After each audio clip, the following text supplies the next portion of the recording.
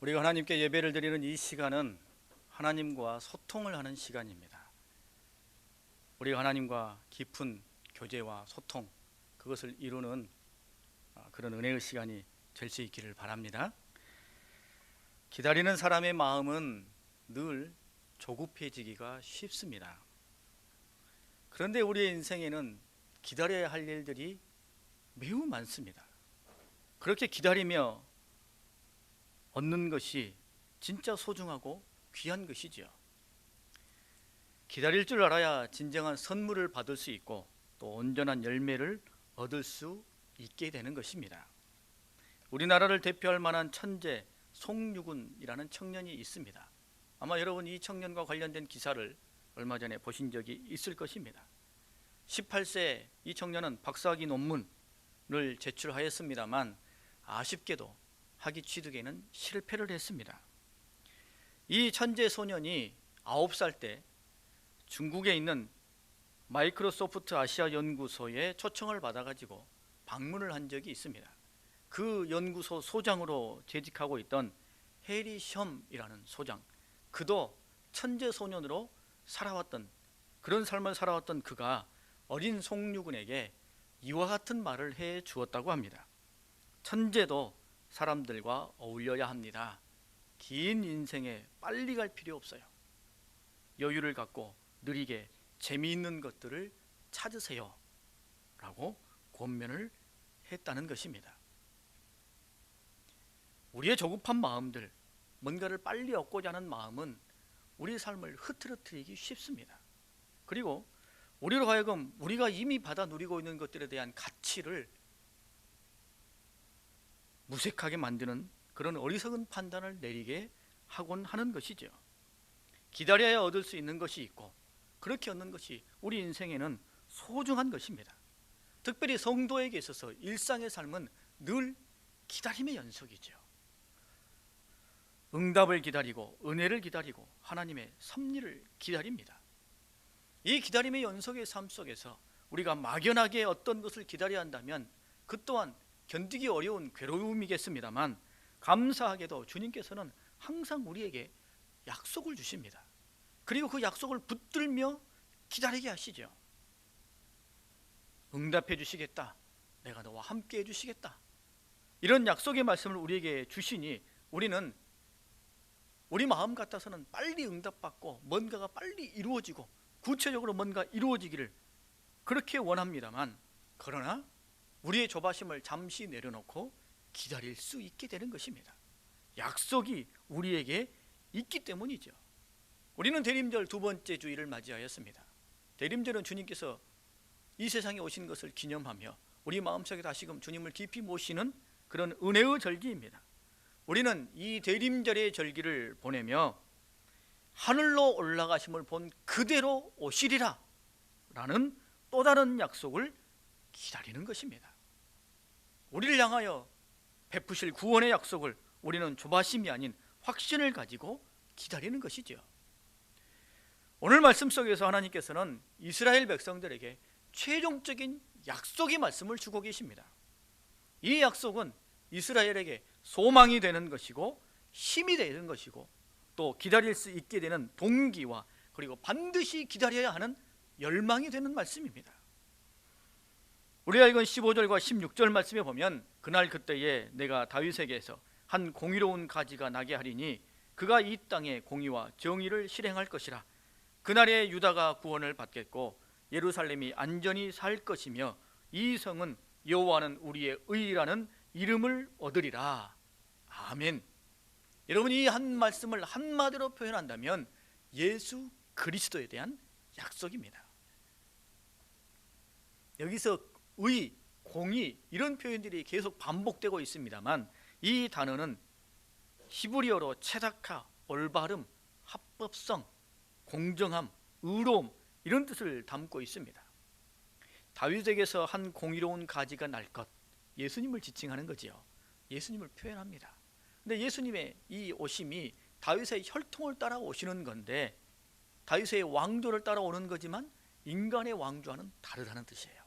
하나님의 공의와 정의가 온전히 실현되어지고 하나님의 능력 가운데 오는 유일한 왕이라는 뜻이요, 그 주님께서 다스리시는 공의와 정의가 세상 가운데 실현될 것이다 라는 약속의 말씀입니다.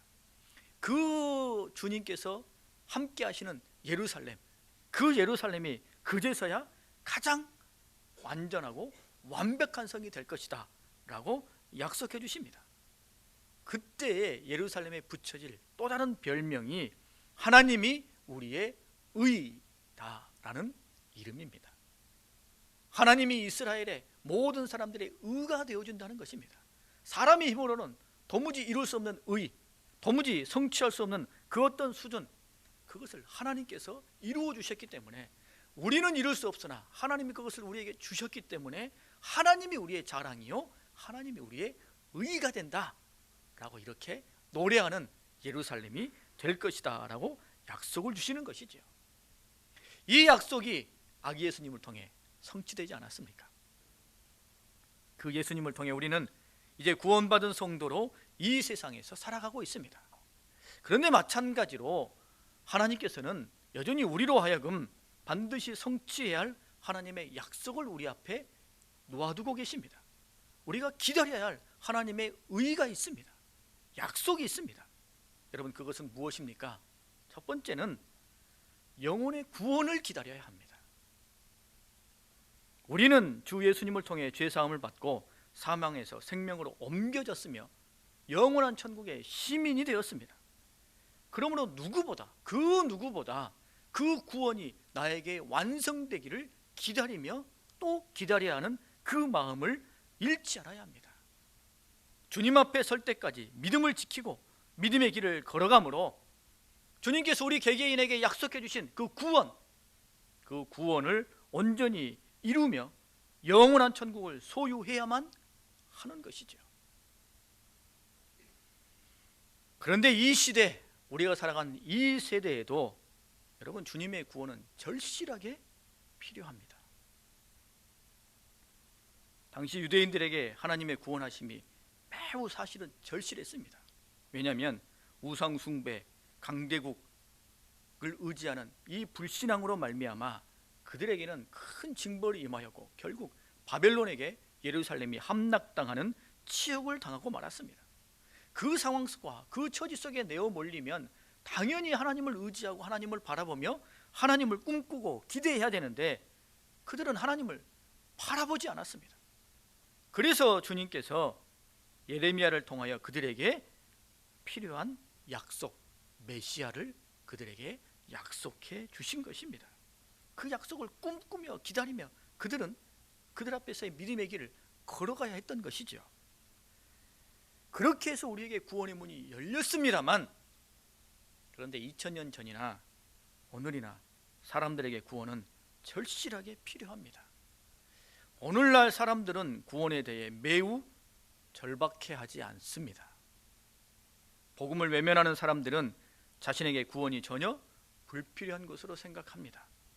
심지어 신앙생활을 하는 성도들 중에서도 어떤 이들은 구원에 감격하기보다는 자신의 문제 해결과 복받는 것에만 마음이 가 있습니다.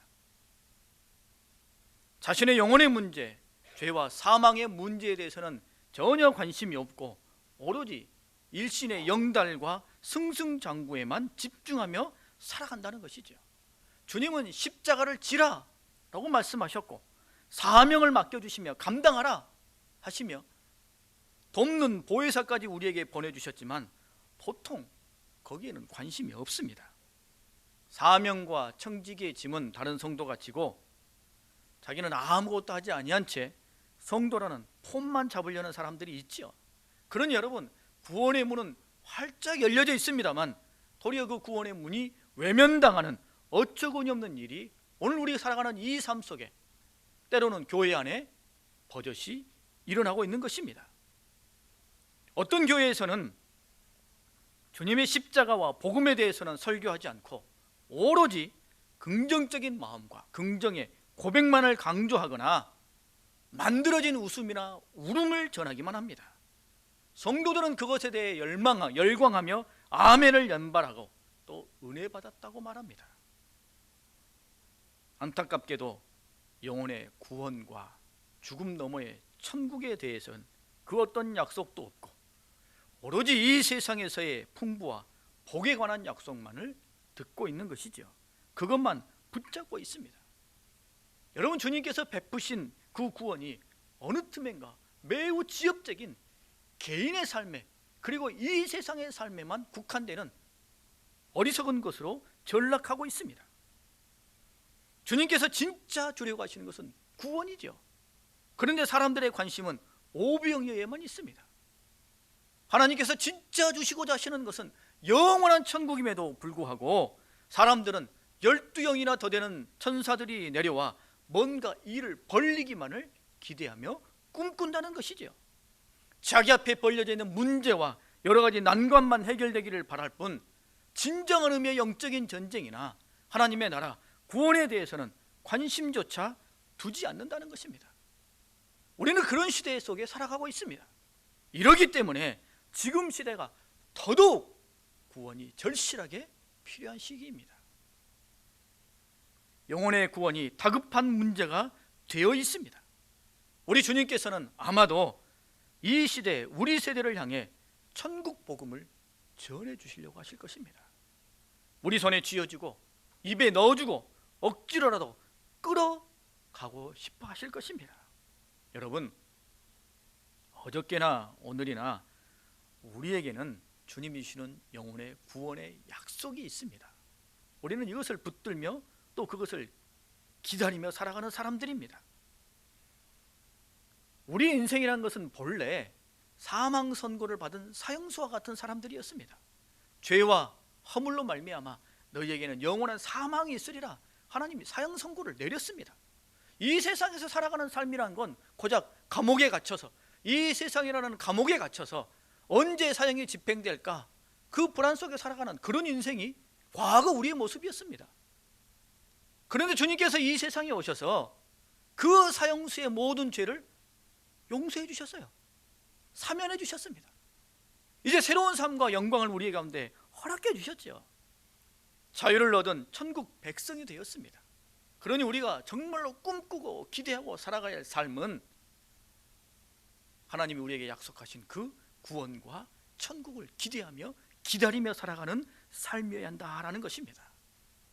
우리 마음속에, 우리 삶 속에 어떤 처지가 있든 어떤 문제가 있든 우리는 궁극적으로 우리 가운데 역사하시는 하나님의 은혜, 주님께서 정말로 주시고자 하시는 그 영혼의 구원을 우리는 붙들며 믿음의 길을 걸어가야 하는 것입니다.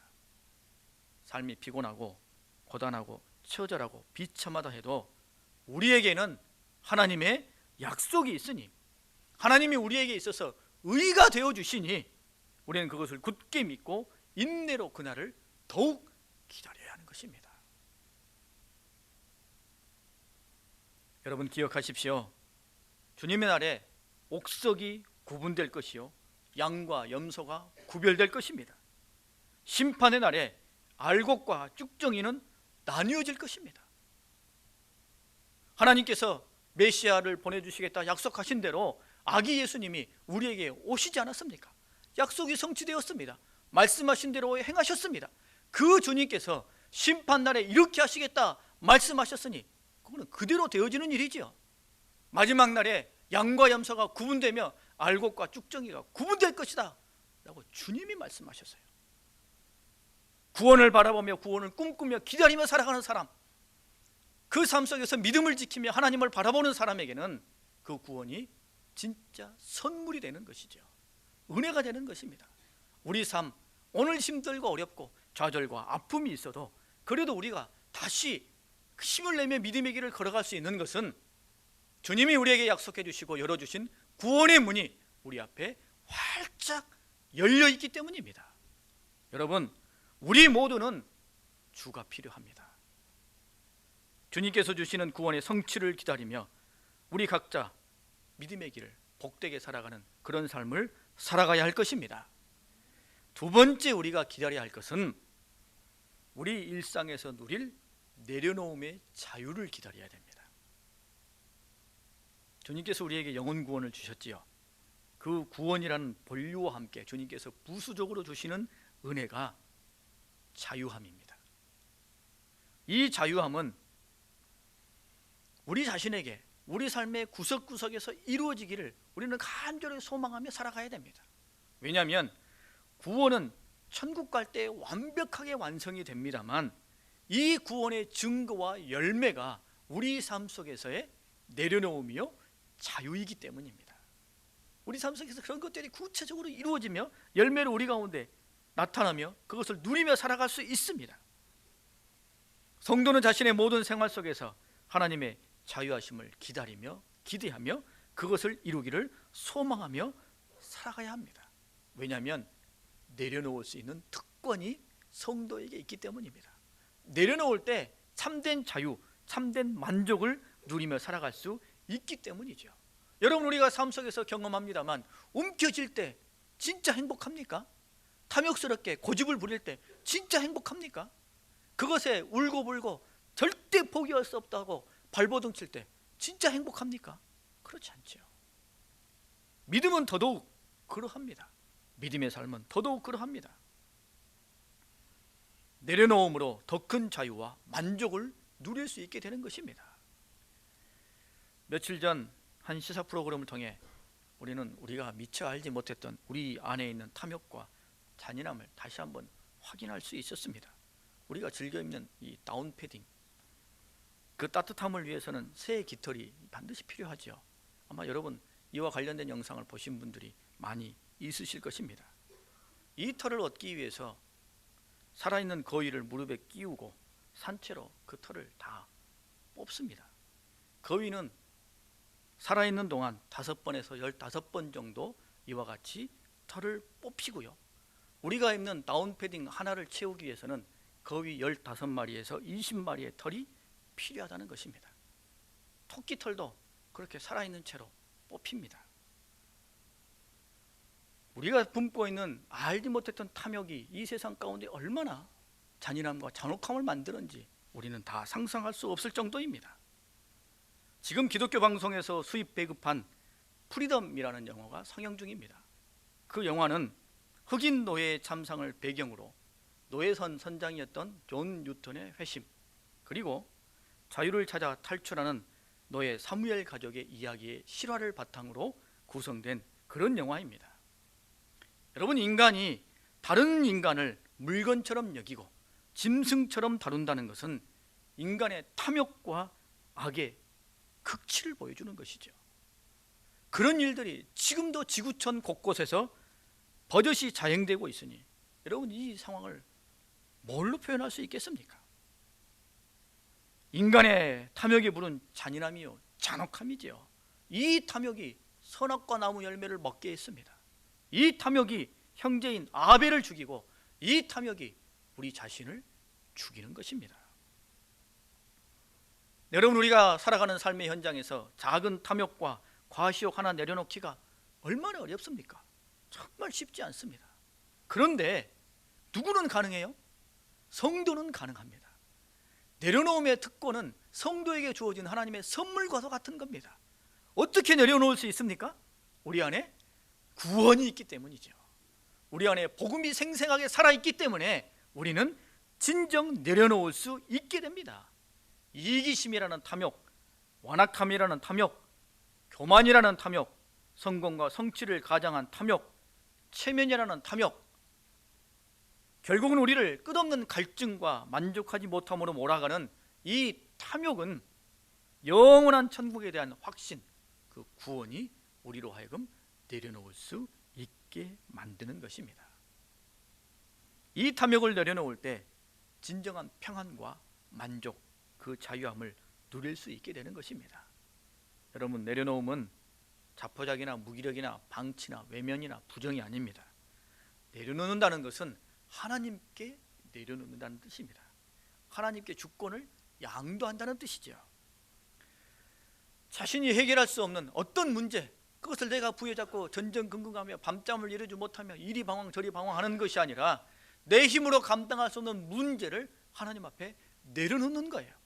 그 내려놓을 때 내가 바라고 원하는 어떤 목표를 정해놓고 하나님 이렇게 해주셔야 됩니다 하고 내려놓는 게 아니라 일의 과정과 결과까지도 하나님께 전적으로 내어놓는, 이게 내어놓음입니다.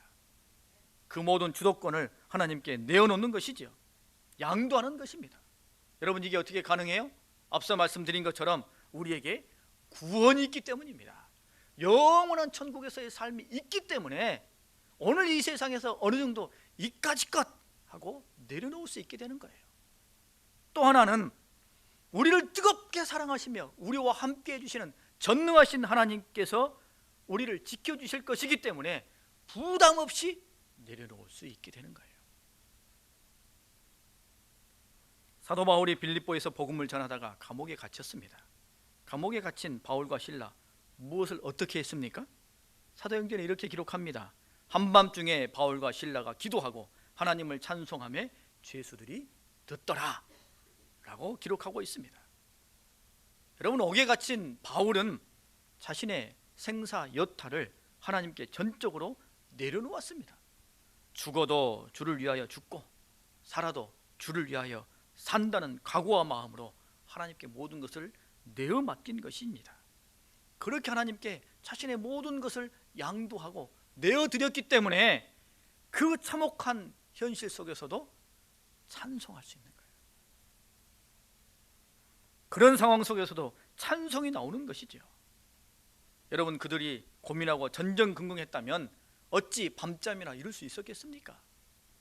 내려놓았기 때문에 그들의 마음속에 찬송과 하나님을 향한 영광이 가득 담기게 되는 것이죠.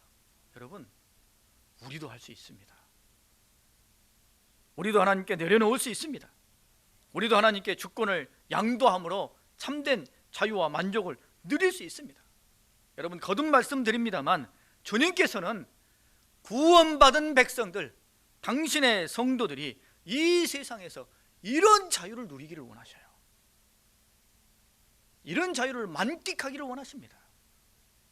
죄에서의 자유, 삶의 문제에서의 자유, 탐욕에서의 자유를 누리기를 원하신다는 것입니다. 구원받았는데도 온갖 삶의 문제에 매여 전전긍긍 노심초사함으로 영혼의 평안도 없고 감사도 없고 만족도 없고 주를 의지함도 없다면 여러분, 어떻게 행복한 성도라고 말할 수 있겠으며 이것을 주님께서 기뻐하시겠습니까? 주님께서 우리에게 주시는 선물은 오늘을 초월하며 영원을 사는 것입니다. 우리의 것을 주님 앞에 양도하며 내어놓을 때 우리는 이런 만족과 기쁨을 누릴 수 있게 되는 것입니다. 물론 우리가 할 수 있는 최선은 다해야죠. 사도 바울도 복음을 전하기 위해서 최선을 다했습니다. 그가 법정에 설 때에 자신을 보호하기 위해 힘쓰고 최선을 다했습니다. 그러나 그 다음은 하나님께 전적으로 내어드려야죠. 일의 과정과 결과까지도 하나님께 온전히 양도하며 주님이 주시는 대로 아멘으로 받고 그것을 하나님께 영광으로 올려드릴 수 있어야 하는 것입니다. 왜냐하면 우리는 구원받은 성도들이기 때문입니다. 우리 삶의 구석구석에 내가 만나는 모든 위기와 문제 속에서 하나님께 내려놓음으로 얻게 되는 그 참된 자유, 그 만족과 기쁨을 누리기를 주님께서는 원하신다는 것입니다. 여러분, 기다림은 성도에게 있어서 번성과도 같습니다. 주님이 우리에게 약속해 주신, 그래서 우리 앞에 활짝 열어주신 그 구원, 그 완벽한 구원을 이루기를 위해 우리는 기다리며 조바심 내지 아니하며 신실함으로 믿음의 길을 오늘 걸어가고 있습니다. 그리고 오늘 믿음의 길을 걸어가면서 우리 일상 속에서 주님은 구원받은 성도로서 주님을 전적으로 의지함으로 말미암아 내려놓음을 통해 얻게 되는 참된 자유를 삶 속에서 얻어내며 그 자유를 기다리는 믿음의 삶을 살아가기를 원하십니다. 여러분, 주님을 기다리며 은혜를 기다리며 삶 속에 풍성한 은혜로 살아가는 우리 모두의 삶이 될 수 있기를 바랍니다. 우리 함께 찬양하고 기도하겠습니다.